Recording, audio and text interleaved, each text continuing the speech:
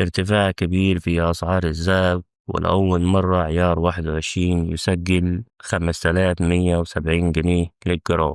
أهلا بكم في قناتكم، في القناة اللي بتقدم فيها آخر وأهم أخبار اقتصاد والذهب والدولار أول بأول. لو حابب تتابع أخبار الذهب وتطوراته يوم بيوم، يا ريت تتابع معنا. الذهب النهاردة سجل صعود كبير، وعيار 21 اللي كان أكثر مبيعا في مصر وصل إلى 5170 جنيه للجرام، بعد ما الأونصة العالمية وصلت 3866 دولار. يا ريت قبل ما نبدأ الفيديو تعملوا لايك وتشتركوا في القناة عشان يوصل لكم كل جديد. نبدأ الأسعار على بركة الله. عيار 21 سجل 5170 جنيه للجرام. عيار 24 سجل 5908 جنيه للجرام. عيار 18 سجل 4431 جنيه للجرام. جنيه الذهب لأول مرة بيوصل 41360 جنيه. الأونصة بالعملة المصرية وصلت 183757 جنيه. وبكده نكون خلصت تقريرنا عن أسعار الذهب. متنسوش تدعمونا بلايك،